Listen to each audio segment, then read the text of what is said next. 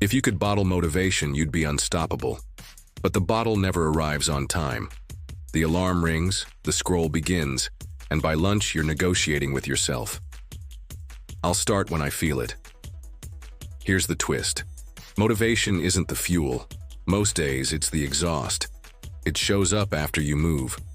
So for the next 30 days, we're running a simple experiment. Discipline versus motivation.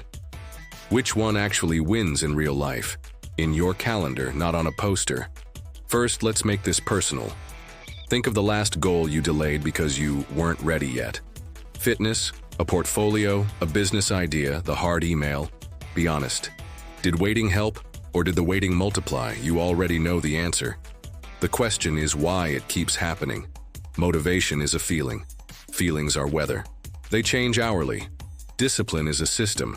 Pre-decisions you make once so you don't renegotiate all day. If motivation is a slot machine, random payouts that keep you pulling, discipline is a train timetable. Boring, predictable, always leaving the station. Here's our 30-day test. It's you versus you. Week 1 is the motivation week. You are allowed to work only when you feel it inside a 60-minute window you choose each day. Want to watch a hype video? Fine. Want a double espresso? Do it. But if the feeling doesn't show up, you skip. No guilt. Track what gets done and how long it takes. Week 2 is the discipline week. One rule. You will start at the same time, in the same place, every day for 20 minutes minimum. Not finish, start. You'll write tomorrow's first 3 steps the night before. When the time hits, you do just those steps. No music hacks required. Phone in another room. If you want to stop after 20 minutes, you're allowed. The win is showing up. Week 3 blends structure with reward. You keep the daily start and add a tiny immediate reward when you finish your 20 minutes. A walk, a coffee, 5 honest minutes of scroll with a timer.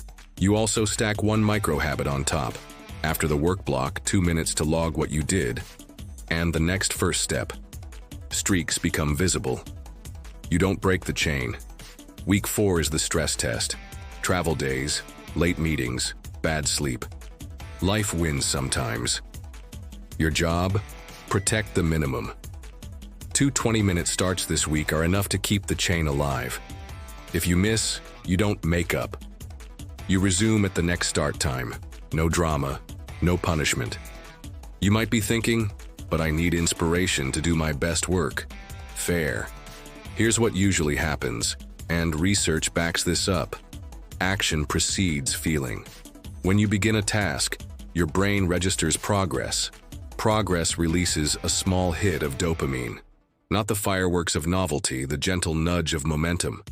That feeling you call motivation, it often shows up 10 minutes after you start, not before. Another mind trap, attention residue. Every time you switch tasks, a part of your mind stays stuck on the previous thing.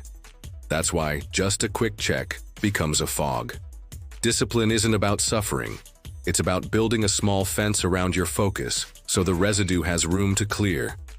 Let's answer the objections your brain is already whispering. What if I don't have time? Then your block is 10 minutes, same time every day. The power is the appointment, not the length. Busy parents, shift workers, students with chaotic timetables, this is your move. What if I'm exhausted? Then you lower the bar, open the document, write 1 ugly paragraph, walk for 10 minutes instead of running. Discipline lives in the smallest version of the action, not the perfect one. What if I fail day 3? You will.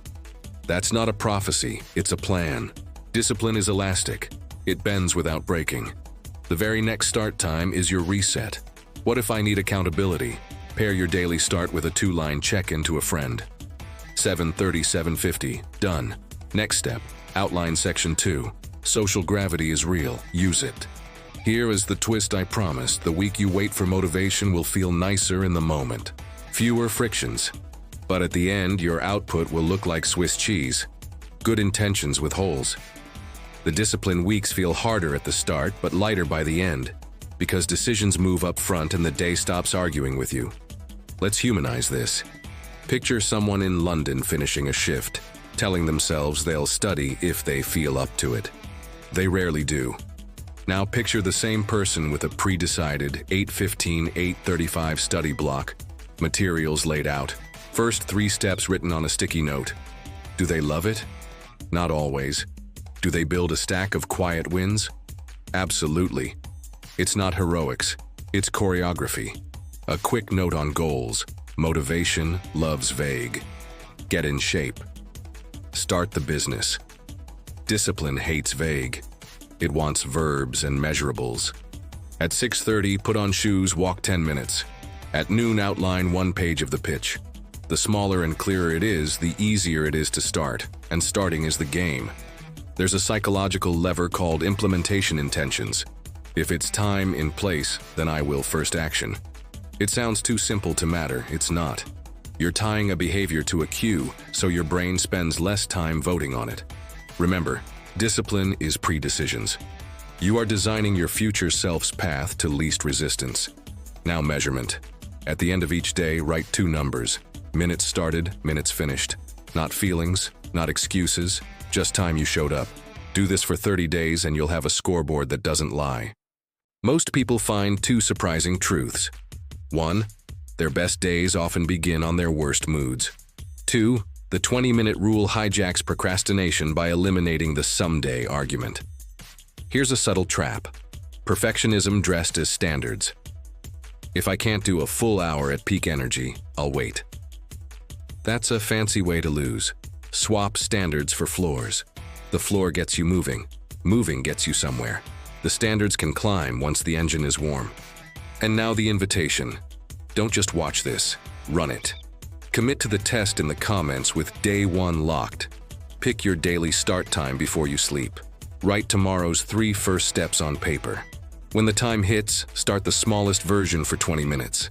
If motivation arrives, write it. If it doesn't, you still win. 30 days from now, you won't ask, how do I get motivated? You'll ask, what time do I start? That shift, feelings to systems, is the quiet pivot that changes careers, health, and bank balances. It doesn't look dramatic. It looks like a calendar and a pen. One last thought. Motivation is a great companion, a terrible boss. Treat it like weather. Enjoy the sun when it's out, bring a jacket when it isn't. Discipline is the road you chose in advance. Stick to the road and you'll be shocked how often the weather clears once you're already moving.